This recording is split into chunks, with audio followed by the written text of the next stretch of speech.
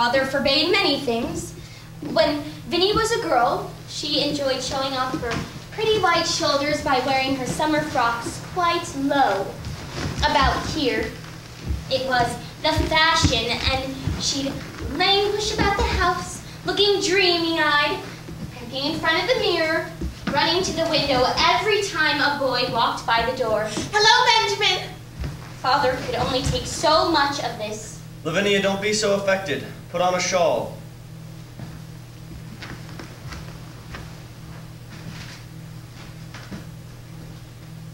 Then she'd flounce dramatically out of the room,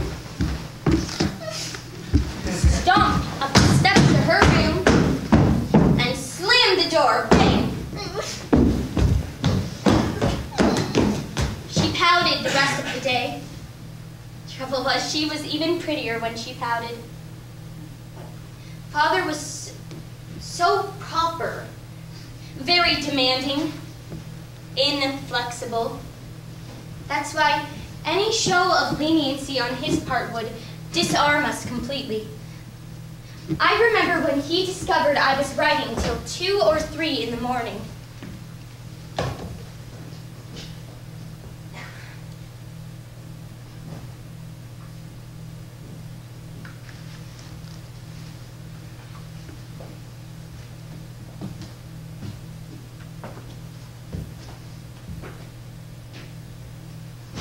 Emily, what are you doing up? But, Father, I thought you were asleep. Do you know what the time is? No, Father, I hadn't noticed the time. It's 2 o'clock in the morning. 2 o'clock? Is it that late? Yes. But, Father, this is the only time the house is quiet. Except Vinnie, she snores like a poker and a shovel and a pair of tongs. You know my rule. Yes, Father, I know you have a rule about early rising, but I haven't missed a morning, have I? No, but you look tired. Tired, I do? Now get some sleep. Yes. Good night, Father.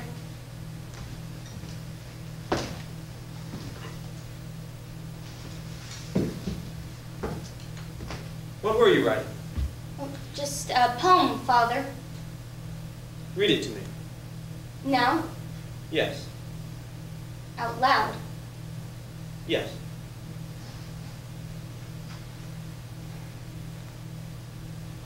To make a prairie, Father. To make a prairie, it takes a clover and 1 bee, 1 clover and a bee, and reverie. The reverie alone will do if bees are few. Do you have another? Another one? Yes, Father, I keep my finished ones in here.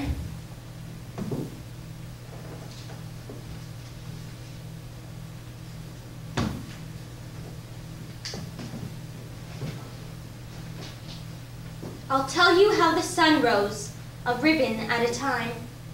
The steeples swam in amethyst. The news, like squirrels, ran the hills, untied their bonnets, the bobolinks begun. Then I said softly to myself, that must have been the sun. But how he set, I know not. There seemed a purple stile that little yellow boys and girls were climbing all the while, till when they reached the other side, a dominie in gray put gently up the evening bars and led the flock away.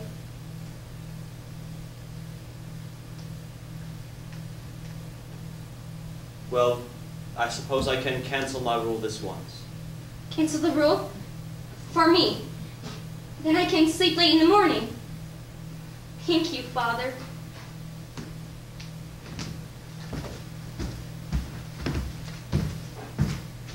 See what I mean?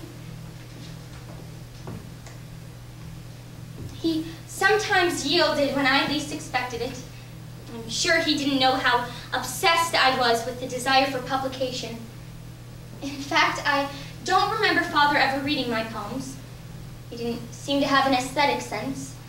I mean, he showed so little interest in anything other than his law duties and duties as college treasurer.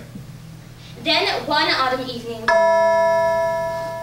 we were all startled by the sound of violent church bells ringing and thinking of nothing but fire. We ran out on the street to see. Vinnie, Mother, quick! beautiful red, bordening on a crimson with rays of gold pink shooting from a sort of sun in the center. People were alarmed at this phenomenon, supposing fire somewhere were coloring the sky. But it was the northern lights, the aurora borealis.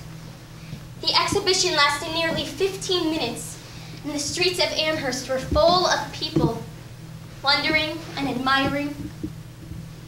And who do you think first noticed that remarkable sky? Who do you imagine ran over to the church and rang the bells to draw our attention to such beauty? My father.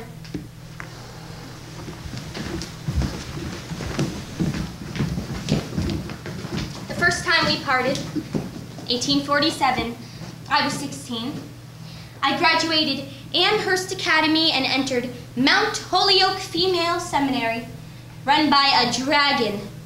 Oh, I wanted to tell you about her. Mary Lyon ran the school, a noble lady sometimes known as the Dragon. I liked Miss Lyon even though she set strict rules for her girls. Unfortunately, her main concern was for our spiritual health. We were classified into 3 categories. We were either professed Christians. Well, that was Jane Gridley's group. We had hope. That was Olivia Coleman's group. And we were without hope. And naturally, I was in charge of that group. After Miss Lyon made a vigorous appeal for converts, the without hopes were reduced considerably. I'll never forget it. One evening, we impenitent girls were invited by Miss Lyon to room B, the dungeon, and we were told to bring our Bibles. I told Olivia this would happen, that Miss Lyon would ask everyone who desired to be employed in service to Christ to rise and declare herself. Courage, Emily.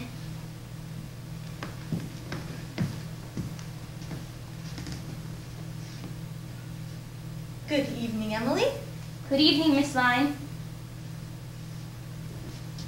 I have called you here to ask if you will rise at the meeting, to show your desire to be employed in service to Christ. I'm sorry, Miss Lyon, but I can't rise. You are the only one left at Mount Holyoke who hasn't. I know I'm the only one left without hope, but the Spirit hasn't moved me yet. Don't you desire to be good? Yes, ma'am, I desire to be good.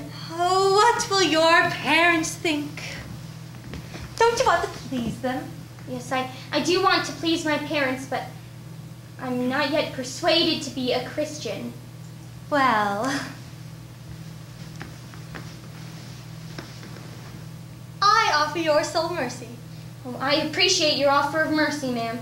And I know the world is sinful and wicked.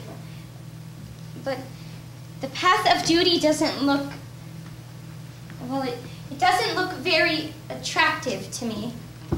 I sense you haven't really read the Bible. Oh, but I have read the Bible, both the Old and New Testaments. What did you think? Well, at first I thought it was an arid book, but then I found it wise and a bit merry.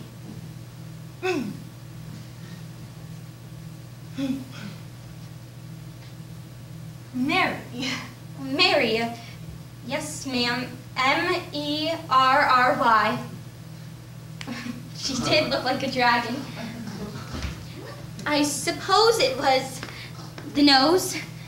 Oh, but I mustn't laugh at Miss Lyon, for I believe she had a pure heart, and that is the most important thing, isn't it? Perhaps the kingdom of heaven's changed.